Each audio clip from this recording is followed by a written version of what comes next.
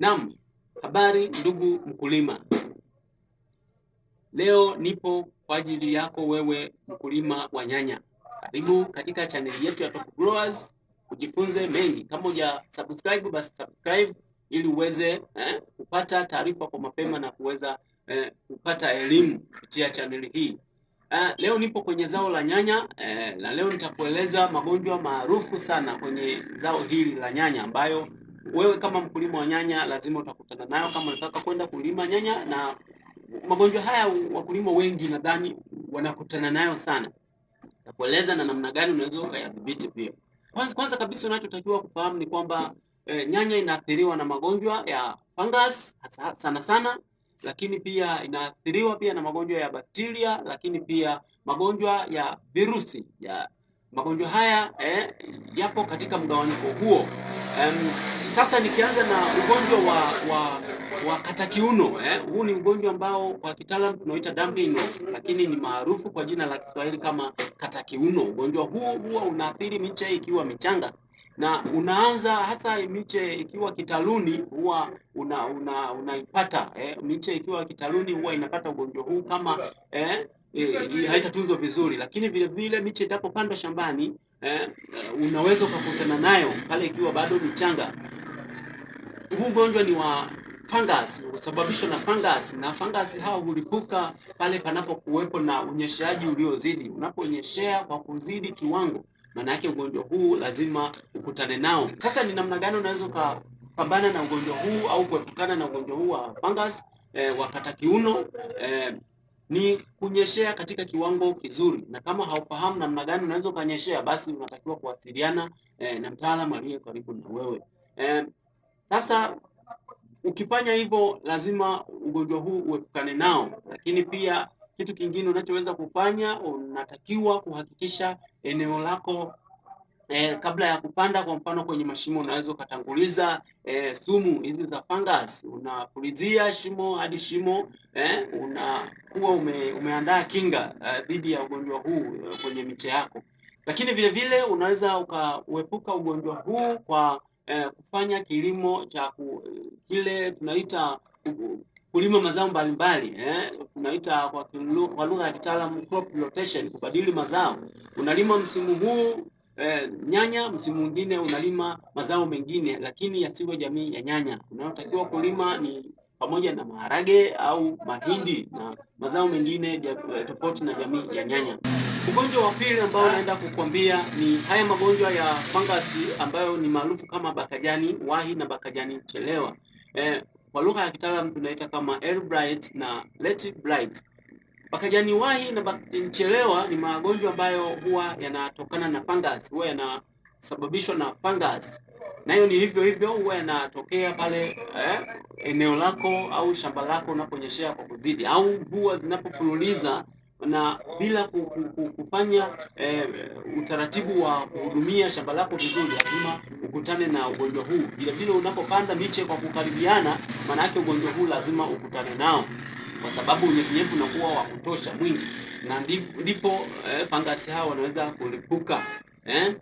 Sasa nikianza na bakajani wahi, huu ni ugonjwa ambao huwa unaanza kuathiri majani ya chini. Utaona majani yako ya mmea wa nyanya yameanza kuathiriwa kuanzia chini, yanaanza kubadilika kuwa njano. Majani yanapobadilika kuwa njano yanaanza kwa chini kwenda juu, yanaanza majani ya chini, majani zee ugonjwa huu unaanza kutembea pole pole kwenda juu kwenye majani ya juu, sehemu ya juu, na hivyo usipochukua tahadhari mapema, manake mmea unajikuta unapoanza kuvuna tu unakuta tayari mmea ushashambuliwa. Kwa hiyo unajikuta unavuna awamu chache, na hivyo unakuwa haujapata target ambayo mavuno ulitakiwa upate kutoka kwenye shamba lako. Ugonjwa huu ni wa fungus kama nilivyokuambia. Sasa namna ya kuepuka ugonjwa huu, kwanza kabisa tunashauri mkulima pale anapopanda nyanya yake, mapema anatakiwa afanye tunaita pruning, apogolee majani yake hayo yale ya chini, hakikishe majani hayagusi ardhi. Kwa hiyo unaponyeshea inakuwa ni si rahisi majani hayo ya chini kushika. Maana yake majani yanaposhika chini yanapata unyevunyevu ambao unasababisha sasa mlipuko wa haya magonjwa. Kitu cha kufanya sasa, utatakiwa kuyaondoa hayo majani ya chini, una prune. Ukisha prune basi unakuwa umekinga mmea wako dhidi ya kupata ugonjwa huu wa bakajani wahi. Kitu kingine ambacho unatakiwa kukifanya ni kuhakikisha unafungia nyanya yako mapema pale tu kabla haijaanza matawi hayajaanza kuanguka. Usisubiri hadi matawi yaanze kuanguka.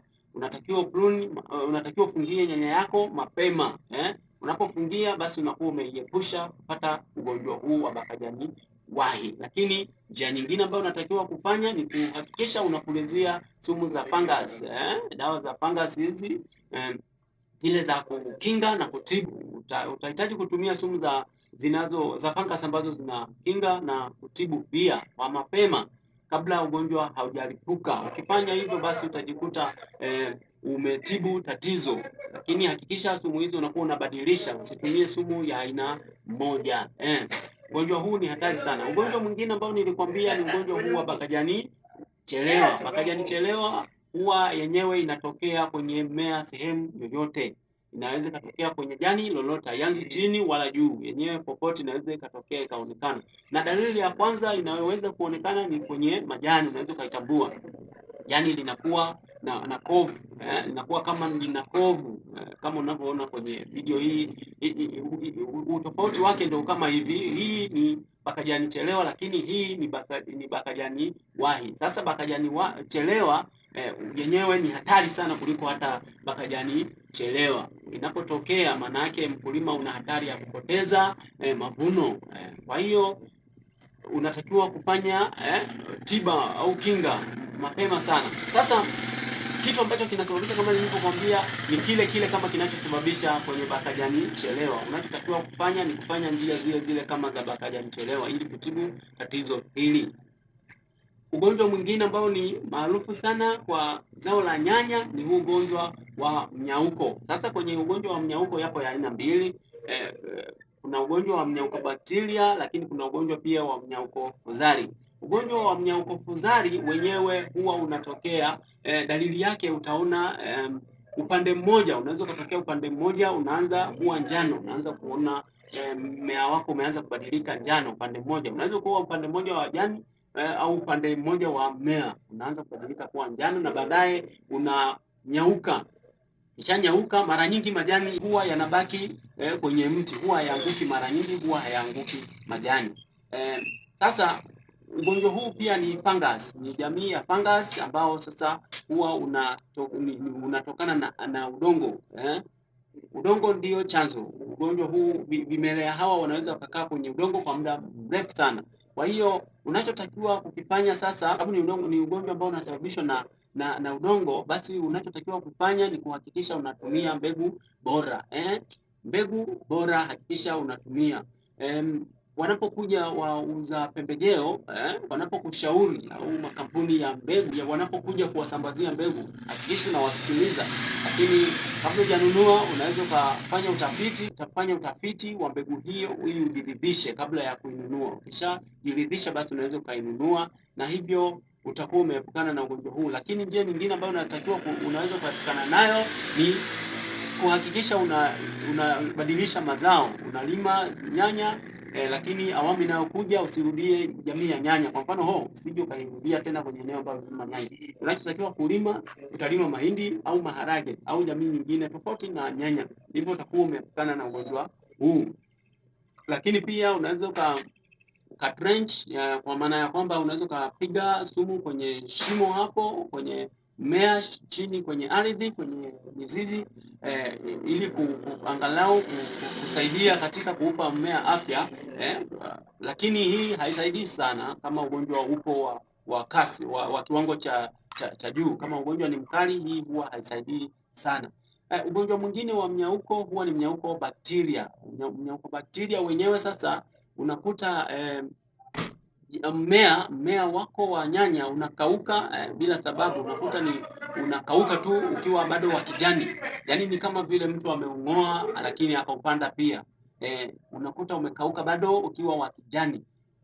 Ukiona mimea yako iko hivyo, maana yake ni kuna ugonjwa wa mnyauko bakteria. Sasa ugonjwa huu ni kama ulivyo fungus. Kwenye fungus nilikuwa sijakueleza, fungus hao wakishaingia huwa kwenye fungus huwa wana block ile channel ya virutubisho na maji kupita kwenye mmea, kwa sababu wanapoathiri wanatokea kwenye mizizi, kwenye vidonda. Kama kwa mfano ulipalilia ukaruza mizizi, maana yake hawa fungus au hawa bakteria pia huwa wanapita kwenye hivyo vidonda, na mwisho wa siku wanaingia kwenye shina na kublock ile channel ya utembeaji wa virutubisho na maji. Kwa hiyo mmea unapokosa hivyo virutubisho, ndio inatokea hiyo hali ya kunyauka. Kwa hiyo unachotakiwa kukifanya pia kwa bakteria mnyauko, unatakiwa ufanye kama ulivyofanya kwenye fuzari. Nabadilisha mazao, nalima tofauti, natumia mbegu pia zilizo bora. Lakini pia kingine unachotakiwa kukifanya ni kwamba unatakiwa kupima afya ya udongo wako. Hakikisha pH iko sawa, lakini pia kama pH imezidi, unaweza kutumia chokaa za kilimo, pia nayo huwa inasaidia. Utaenda duka la pembejeo, kama ukipata chokaa za kilimo unaweza ukaweka shimo, na kabla ya kupanda, na hapo utapanda mche wako, basi utakuwa umepunguza kiwango. Lakini njia nzuri ni kubadilisha mazao na lima tofauti. Sasa haya ni magonjwa ambayo ni hatari sana. Leo nilipenda nikuletee kwako mkulima. Yapo magonjwa mengi, lakini haya ni maarufu sana kwa wakulima wengi.